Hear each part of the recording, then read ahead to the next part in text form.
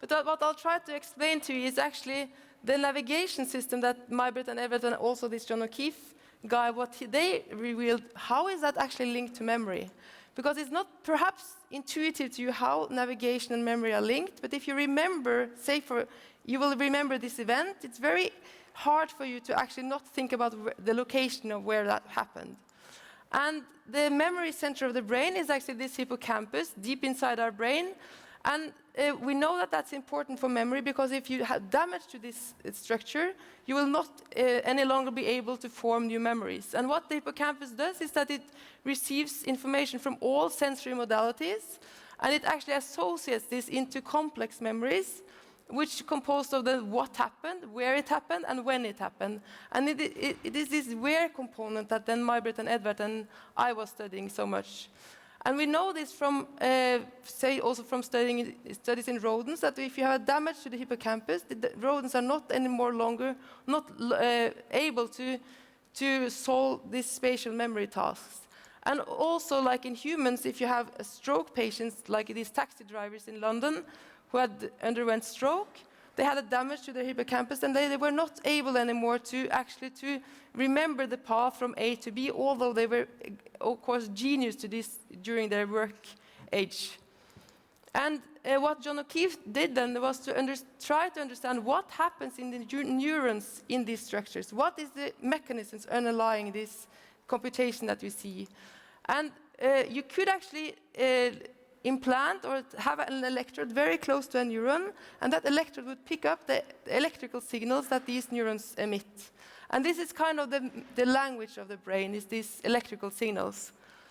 And if you have, let's see if this would work, nope. Yeah, there. So if you have a rat here in a box running around like this, and what you do is that you trace the path of the rat, and then you superimpose all the nerve signals from one single cell in the hippocampus. And what you'll see then is that all of these nerve signals, they actually are located to one specific location in the box. And this led John O'Keefe to say that this actually constitutes a map of the environment. So this was only one place cell. Now this is where it was active, but if you record many of these cells at the same time, you'll see that they actually cover the entire area of where the rat has been, kind of being a map of the environment. But it was very early recognized already by John O'Keefe that these cells, they did code for much more than place. If you did some kind of changes to the environment, they would actually change their firing location. So that led the field into a search for, could it be so that there is a kind of a universal spatial map that feeds into the hippocampus in the brain somewhere? And that actually was 30 years of intense searching, and it was concluded that no, we can't find an area where this is computed. And that was until we started to record in this neighboring area of the hippocampus called the entorhinal cortex. And the entorhinal cortex is kind of a bottleneck in the brain for information coming into the hippocampus. And what I then saw was that if you then, you could try to speed up, if you start this movie, like this. So this is the same kind of movie. You have the rat running around. Now the nerve signals in this is in white. It seems like it's very kind of, it looks like it's very coincidental where it fires. And if you now speed up the movie, you could take it to the kind of halfway through. There, and then you see that suddenly there is a pattern appearing in this firing pattern of this neuron.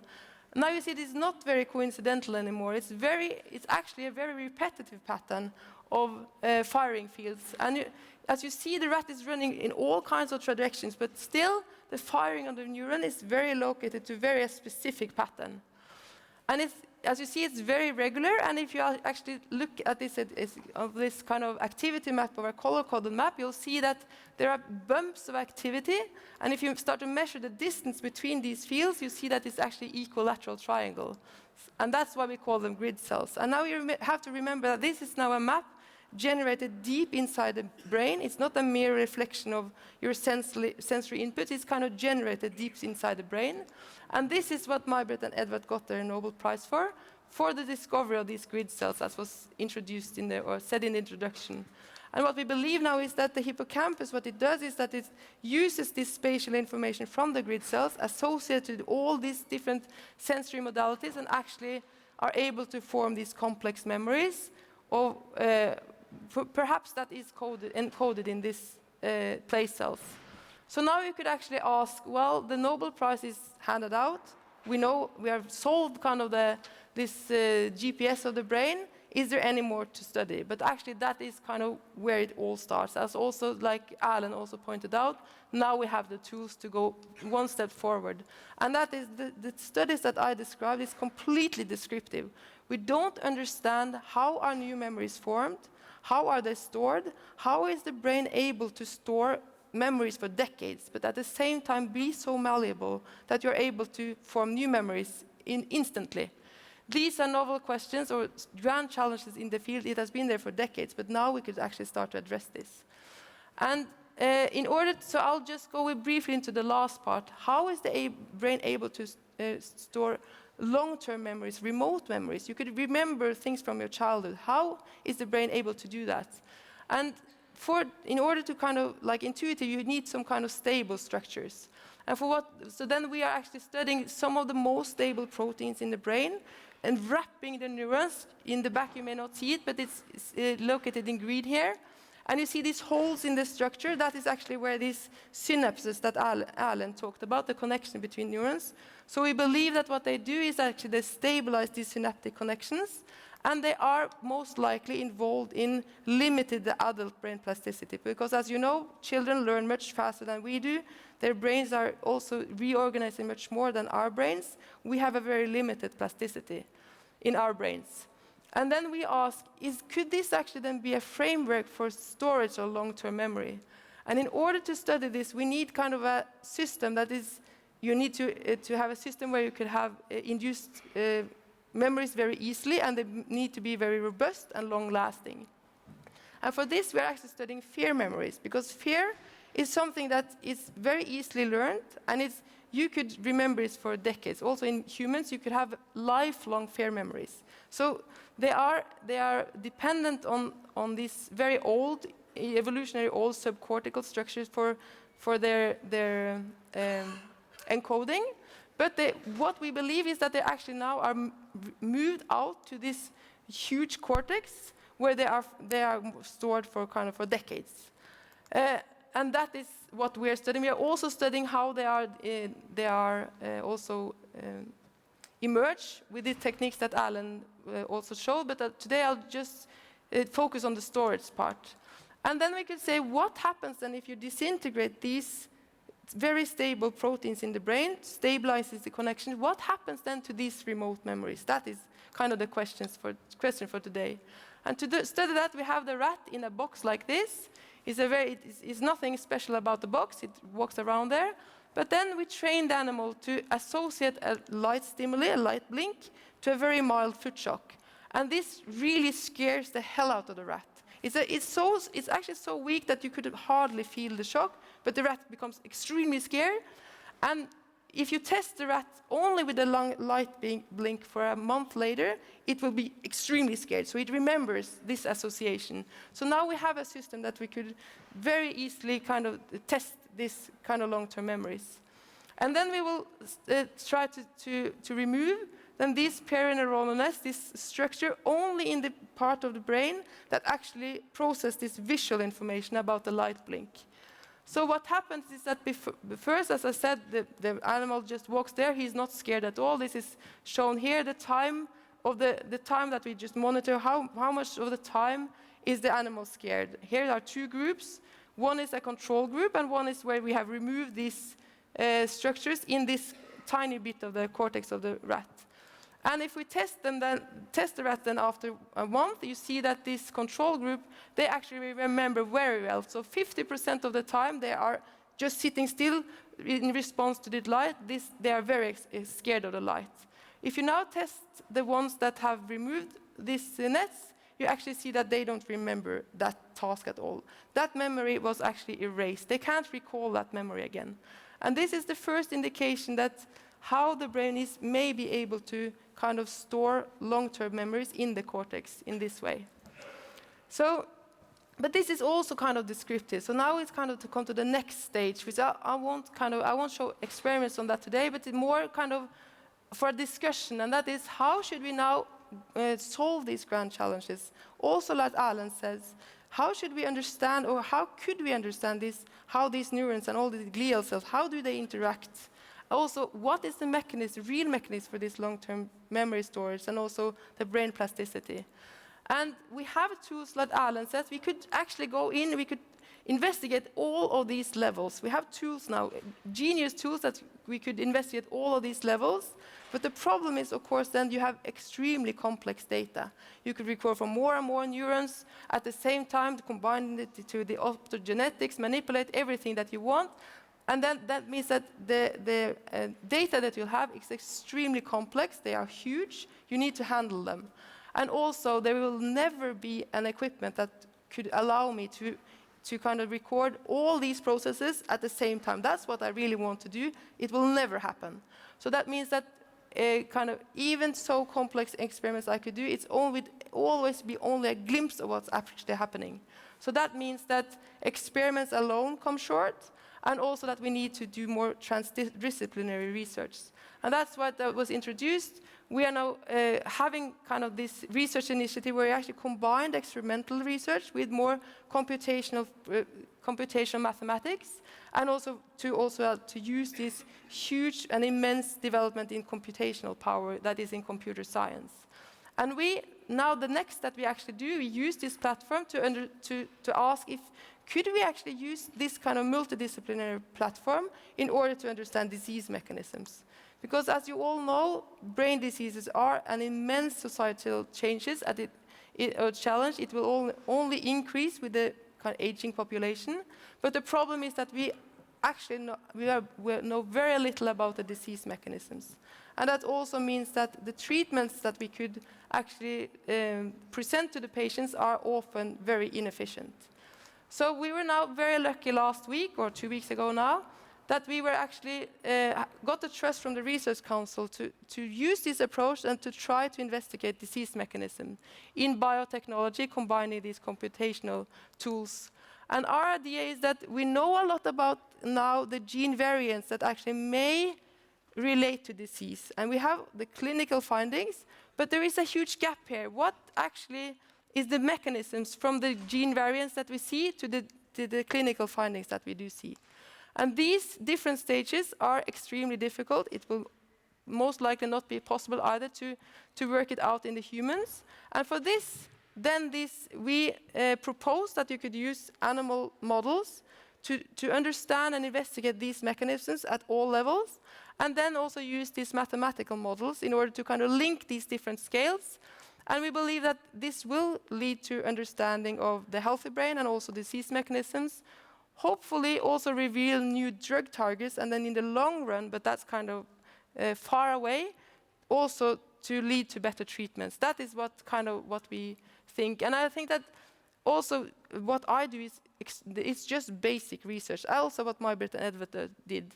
But since we know so little about the healthy brain, we really need to understand the healthy brain, this basic research, in order to understand what actually goes wrong during disease. That is kind of the take-home message, that we still need very basic research. And also, another challenge is that all of these endeavors that Alan talked about, that I talk about, which we'll talk about, is that actually we need to also educate a different kind of candidates than we do today. So that means that we need a lot of innovation in education and teaching. So part of this is then now being done, or at least an effort, by these great students of ours that won the Idea Prize for Invento, where they actually now develop apps in order to improve science education. So please visit their stand here out in the hall today. So I just want to end thanking my then old supervisor, May-Britt and Edvard Moser, and then these are the 3 students that actually work out this tiny part of the experiment that I actually showed today. So thank you.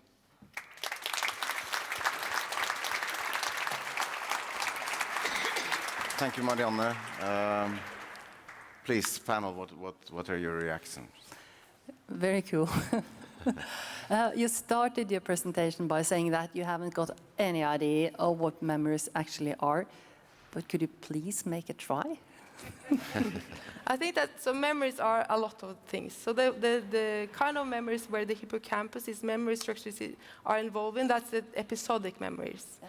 The fear memories may not be involved in the more episodic memories. They may be involved in kind of more these old, evolutionary old substructures of the brain. But what's common is that memories are ensembles, or kind of ensembles of neurons, where there is a strengthening in the connections between the neurons. So the memory is not only a single neuron, it has to be composed of a group of neurons. And those connections were strengthened by some kind of the attentional modulation. So the animal was, or we are kind of attentive. That is when that strengthening happened. And then there may be some kind of trigger to that if you want to recall it. So part of the memory, kind of, if you remember something, then suddenly you have an activation of this ensemble, and that is perhaps your memory. That's kind of how the field at least looks upon what a memory is. It's very cool and interesting to listen to you. And I found your comment is also interesting, because we need different kind of disciplines, and we need to change the way of teaching because we understand more, and of course when we understand more, things are more complicated. But if I ask you, from the top of your mind, what should be the next breakthrough, if you could choose? That I would do, you mean, or? Yeah, from your point of view, what should be the next breakthrough in your research, if you could choose and say, that is the question that I want the answer on? Yeah, so I think that I'm now, of course, most intrigued by the research lines of research that we are working on. And I think that, to me, to solve kind of which cells are involved in this memory encoding, but then at the same time, how could you encode new memories and then store them at the same time? There are some parallel processing there that happens, and it needs to be malleable. So that's what we now are trying to do. We are trying, as also Alan said, when manipulating the different circuitry, and also to record the behavior, and then see what does this do to the neural population. But as I said, this is kind of, I could do so much experiments, but in order to kind of have a more deep understanding of the processes underlying there, I come short with my experimental work, and that's why I kind of need to also team up with these modelers, and also to other kind of experimentalists like Alan, to understand the interactions between the cells that I investigate and then the cells that he investigates. Well, how do they actually interact? That's where we kind of need to have a common effort. Atle? I think the stuff about the fear memories being so strong is really interesting. And I was wondering, do we know if, for example, stroke sufferers could be relieved of childhood traumas? What did you say, that if a stroke sufferer, for example, would they have less? Stroke, no. You talked about stroke earlier, with the taxi drivers losing their way. Yeah. Would that also, for example, affect childhood phobias? Yeah, so the stroke story is kind of this hippocampus structure, the memory structure of the brain, is actually very sensible to ischemia, like the lack of oxygen. So it is actually very easily destroyed. And since this structure is actually involved in these episodic memories, that's why you don't have this, you are impaired in generating these new episodic memories. Fear memories are actually dependent on other kinds of structures, like these old defensive and survival circuits. And what we see is that if you have a childhood trauma, there may be a reorganization of these structures in childhood, which is very long-lasting. And also what you see there is a hyperactivity in those neural circuits kind of after a trauma, or an incident.